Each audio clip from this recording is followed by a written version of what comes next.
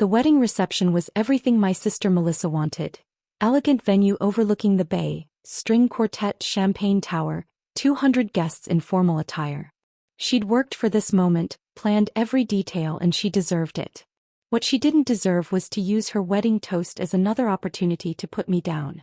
"And I want to thank my family," Melissa said into the microphone, radiant in her wedding dress. "Especially my parents who supported me through law school. Unlike some people, I chose a stable career path." She didn't look at me, but everyone else did. Polite laughter rippled through the crowd.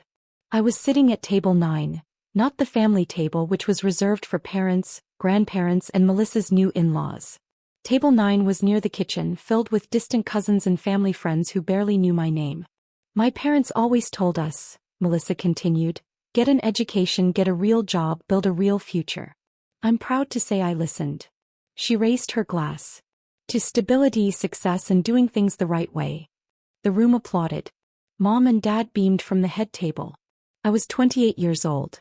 I'd founded Quantum Games at 22, built it from my college apartment into something that changed the industry. But to my family, I was still just playing video games. The speeches continued. Dad stood up next. "I'm so proud of Melissa," he said, his voice thick with emotion. "She graduated top of her class from law school, passed the bar on her first try, and landed a position at Whitmore and Associates. That's a real achievement. That's the kind of success that makes a parent proud." He paused, looked directly at me across the room. "I just wish both my children understood the value of hard work and legitimate careers." The implication was clear. Melissa worked hard. I didn't. My brother-in-law Jason spoke next, talking about how Melissa's dedication and professionalism inspired him, how she represented the best of her generation. Focused, educated, committed to excellence. "Not like these tech kids who think they can get rich quick with apps and games," Jason added, getting a laugh. Melissa put in the real work. I sipped my water and checked my phone under the table. 3 texts from my CFO. "Forbes list drops in 20 minutes. PR team is ready. Congratulations in advance, boss." I looked around the reception hall.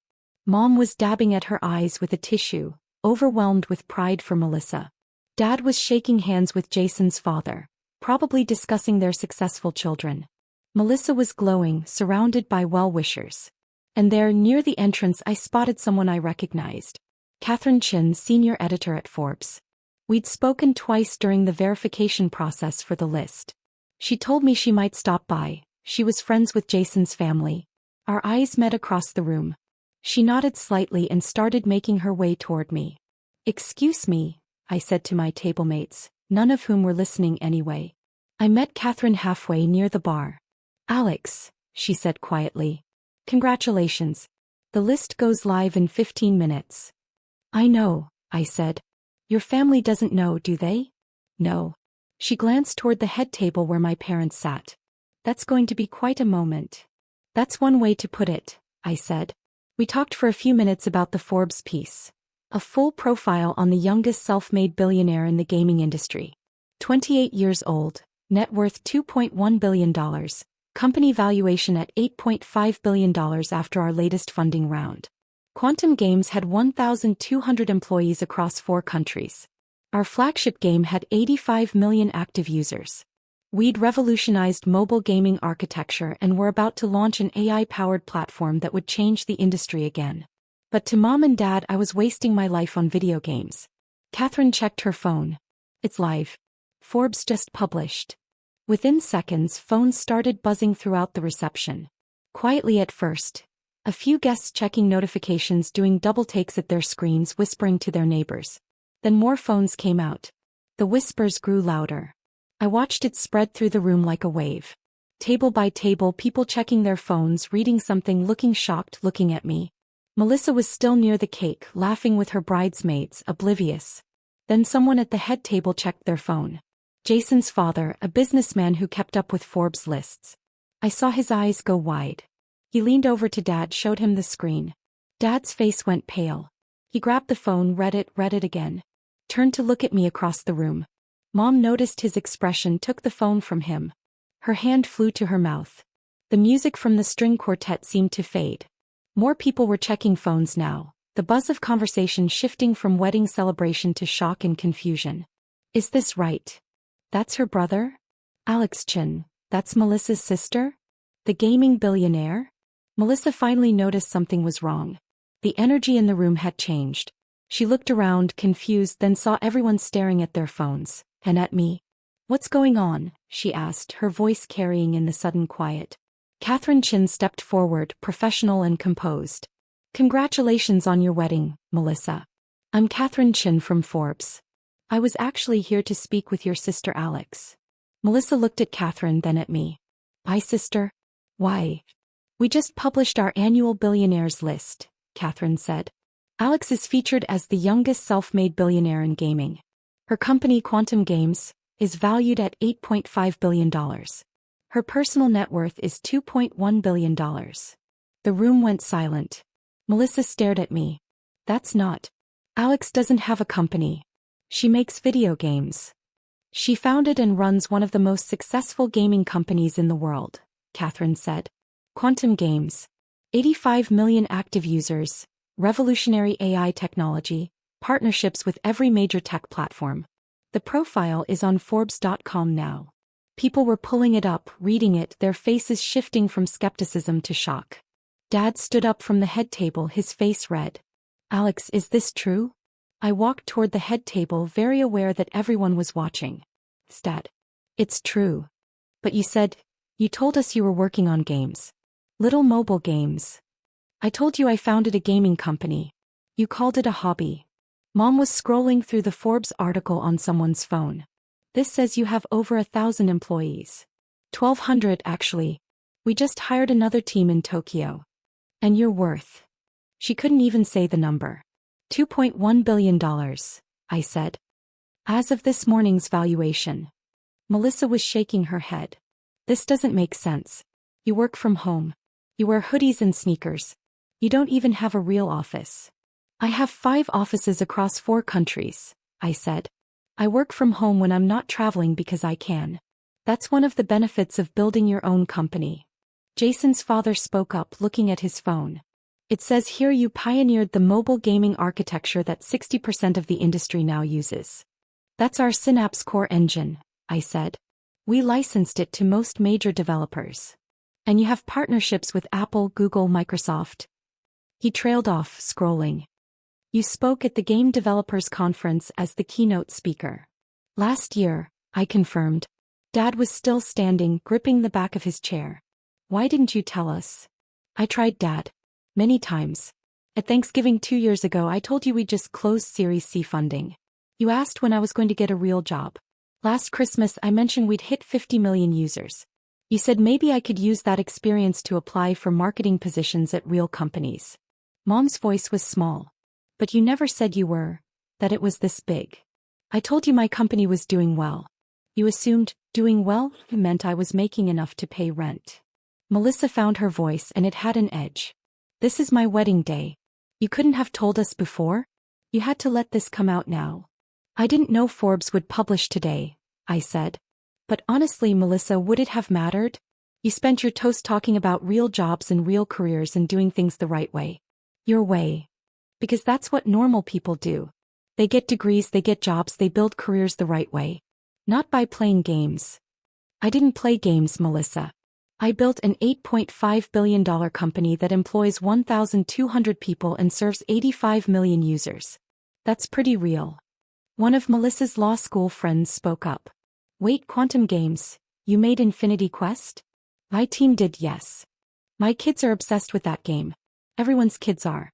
It's everywhere. Another guest chimed in. You're the one who developed that AI system everyone's talking about? The one that's going to change mobile gaming. We announce the full platform next month. Jason was staring at me like he'd never seen me before. During the rehearsal dinner, I told you video games were for children. I said you should consider law school. I remember, I said. And you just said nothing? What was I supposed to say, Jason? You weren't interested in a conversation. You were giving advice to someone you assumed needed it. Dad sat down heavily. Around the room I could see people pulling up articles, watching interviews I'd done, finding photos from industry events where I'd spoken on panels with tech CEOs and venture capitalists. My Uncle Richard approached, phone in hand. Alex, this article says you turned down a $3 billion acquisition offer from Microsoft last year. It wasn't the right move for the company. You turned down $3 billion? I'm building something bigger than a quick exit, I said. Mom was crying now, but I couldn't tell if it was from pride or shame or confusion. Why didn't we know? How did we not know? Because you never asked what I actually did, I said quietly. You asked if I was making ends meet. You asked if I needed money. You offered to help me find real jobs. But you never once asked me to explain my company, my work, my vision. You just assumed I was failing because I wasn't following your path. Melissa's maid of honor spoke up, trying to salvage the moment. Well, this is exciting news. Let's toast to both sisters. One a successful attorney, one a successful entrepreneur. But the energy in the room had shifted completely. Guests were Googling me, reading articles, watching videos. The wedding had become background noise to the revelation that the family disappointment was actually a billionaire. Catherine Chin approached again. Alex, I hate to intrude further, but several outlets are asking for comments. And CNBC wants to know if you're available for an interview tomorrow. Tomorrow's fine, I said. There's also interest in your family story, Catherine said carefully. The contrast between perception and reality. I'd rather not comment on that, I said. Melissa was standing frozen by the cake, her perfect wedding moment completely derailed. I actually felt bad for her. This was supposed to be her day. I walked over to her. Melissa, I'm sorry this came out today. I didn't plan it this way. Didn't plan it? Her voice was sharp. You've been sitting on this for years. You let us all treat you like you were going nowhere. You let Dad give speeches about real careers while you're worth billions. Would you have treated me differently if you'd known? She opened her mouth. Closed it. We both knew the answer. That's what I thought, I said. The reception limped forward, but it was never the same. People kept approaching me. Some genuinely interested in my work. Others suddenly interested in investment opportunities or jobs for their kids or connections I might have. Dad tried 3 times to talk to me. Each time he started with some version of, I didn't know, or, you should have told us. Mom pulled me aside near the end of the night. Please understand, Alex. We were just worried about you. We wanted you to have security, stability. We wanted you to be okay. I am okay, Mom. I've been okay for 6 years. You just refused to believe it. But how are we supposed to know? You never. I told you. Repeatedly. You didn't listen. Jason's father cornered me by the bar. Alex, I work in commercial real estate. I'd love to discuss opportunities. Your company must need office space, retail locations. My CFO handles that, I said. Of course. Maybe we could have coffee? I'd love to learn more about your business. Everyone wanted something now. Now that they knew. As the reception wound down, I found Melissa alone for a moment, staring at her wedding cake. I'm sorry your day got hijacked, I said. She didn't look at me. Do you know what the worst part is? Everyone's going to remember my wedding as the day we found out my sister was a billionaire. Not as my wedding day. As your day. That wasn't what I wanted. Wasn't it? She finally looked at me. You sat there all night listening to us talk about real careers and real success, knowing you could drop this bomb at any moment. I didn't drop anything, Melissa. Forbes published their list. I had no control over the timing. But you knew it was coming.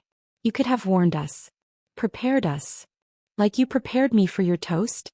Where you implied I was lazy and unsuccessful. She flinched. I love you, Melissa, I said. I'm proud of you for becoming a lawyer, for working hard, for achieving your goals. But you couldn't extend me the same courtesy. You assumed because I wasn't doing what you understood, I wasn't doing anything worthwhile. You make video games, she said, but there was less conviction in her voice now. I built a company that brings joy to 85 million people. That employs 1,200 people who support their families with good salaries and benefits. That pioneered technology now used across an entire industry. Is that not worthwhile? She didn't answer. I left the reception early before the official end. Catherine Chin walked me out. That was intense, she said. That's one word for it. For what it's worth, the article is getting massive engagement. Your story resonates with a lot of people. The underestimated kid who built an empire. I didn't build it to prove anything to them, I said. I know, Catherine said. That's what makes it more powerful. The next morning my phone exploded. Texts from extended family I hadn't heard from in years. Congratulations messages. Requests for loans, investments, job opportunities. Suddenly everyone wanted to reconnect. Melissa sent one text. Mom and Dad want to have dinner. To talk. Will you come? I stared at the message for a long time. Finally, I replied, I need some time. 3 days later I did the CNBC interview. They asked about quantum games, about our technology, about our vision for the future. They also asked about my family. It's complicated, I said. My family loves me. They just had a very specific idea of what success should look like. And when I didn't fit that image, they assumed I wasn't succeeding. Does it bother you that they didn't recognize your achievements? I thought about it. I used to. Now I realize their recognition was never the point. I built quantum games because I loved gaming, because I saw possibilities others didn't, because I wanted to create something meaningful. Whether my family understood that or not didn't change the work. But surely it hurt. Of course it hurt. But it also taught me something important. You can't wait for other people to validate your vision. Especially when they're looking at your life through their own limited lens. After the interview aired, Mom called. We watched, she said. Your father and I. We watched the whole thing. Okay. You were right. About all of it. We did dismiss you. We did assume. We did. Her voice cracked. We failed you as parents, Alex. Mom. No, let me finish. We were so convinced that success meant law school or medicine or corporate careers, the things we understood, that we couldn't see what you were building. And instead of being curious, instead of asking questions and learning, we just dismissed you. For years. I didn't say anything. Your father wants to talk to you. Melissa too. They're both here. Will you come over? Please. I looked out my apartment window. My $6 million penthouse apartment that I'd never told them about, at the city below. I'll come, I said. But I need you to understand something first. Anything. This isn't about money or success or Forbes lists. This is about respect. About seeing me for who I am, not who you wanted me to be. If we're going to rebuild our relationship, that has to change. I understand, she said. We understand. And we're ready to really listen now. Hey, I said. I'll be there tonight. I hung up and sat for a moment in the quiet. The Forbes article was still getting comments, shares, media coverage. But none of that mattered as much as this. The chance to have a real conversation with my family. Finally. Whether we could fix what was broken, I didn't know. But for the first time in 6 years, they were actually willing to see me. And that was a start.